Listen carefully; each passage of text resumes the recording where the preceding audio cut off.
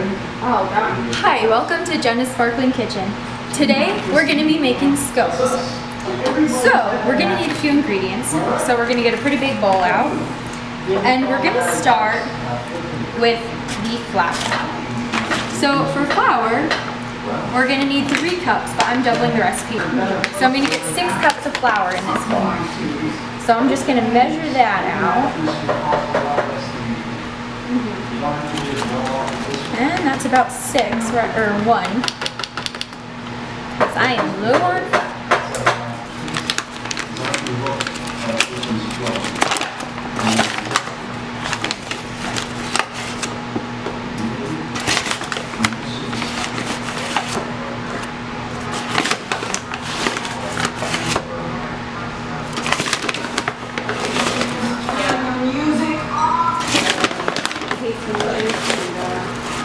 Next, I'm going to go ahead and add the sugar. So it calls for 1/3 cup plus 2 tablespoons. So I'm going to just do 2/3 cup and leave off the extra tablespoons. I'll just do a heaping one because I don't like things too sweet, so I'll just add a little extra there. So if you want it less sweet or to have less sugar, you can do that and it won't mess things up. Next, I'm going to go ahead and add some salt. I like to use sea salt, but when you're using sea salt, don't use a lot because it's very strong. Then it calls for 1/2 teaspoon of baking soda and 2.5 teaspoons of baking powder. So remember that soda comes in a box and powder comes in a can. You guys.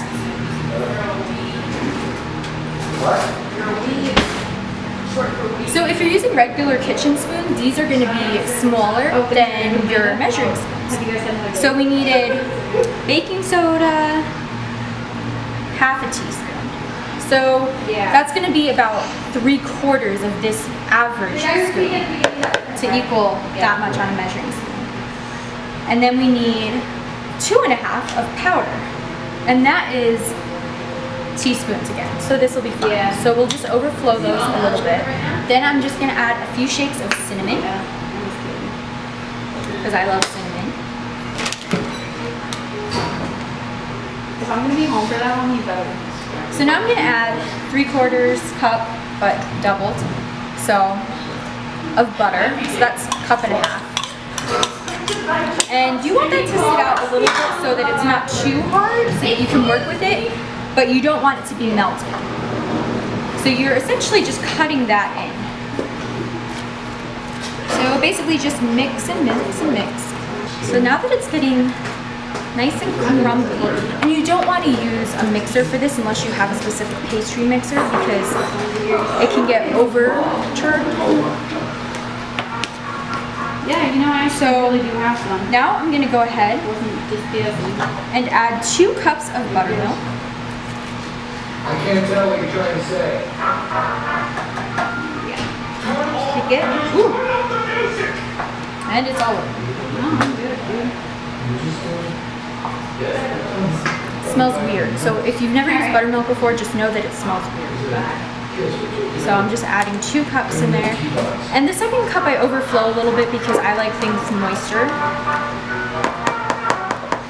So that's in there.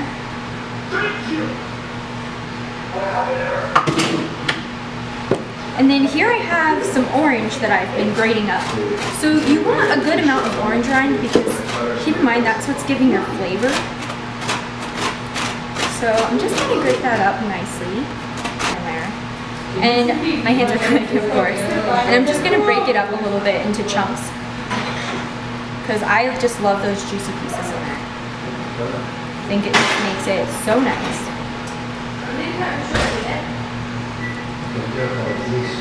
So just get some of those orange chunks in there, but make sure you don't have the peel like I just did there. So if you get any of those, just take them out. It's not a big deal. And this will also add a little texture too, which is just really nice to have a little something fruity and chewy in there.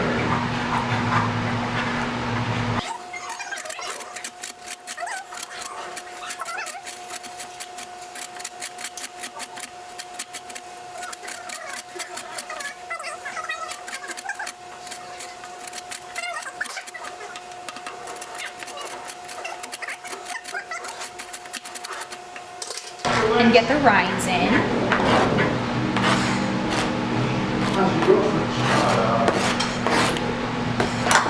And we're gonna mix this up.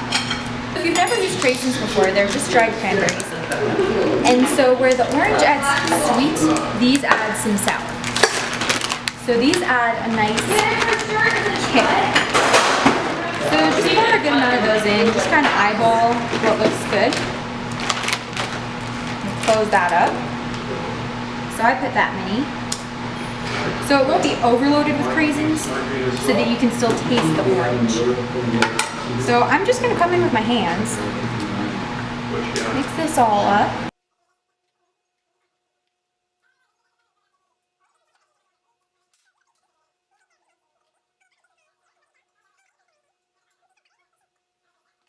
Go ahead and make sure that your oven is set to 400 degrees.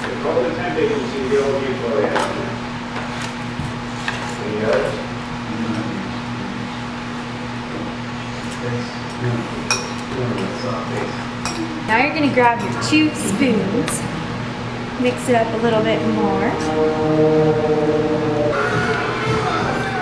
You also want to flatten them down a bit so that they can cook and rise and be fully cooked. And in the oven they go.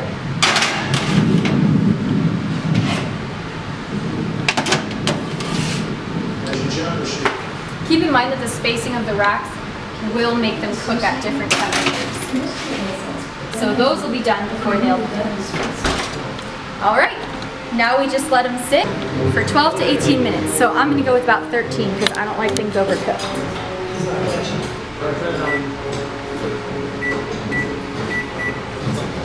So now that they've been in for 12 minutes, the top rack ones are done. So you can see they've got some nice golden brown colors going on top. So these are my orange cranberry tea party scones. Thank you for joining me in Jenna's Sparkling Kitchen.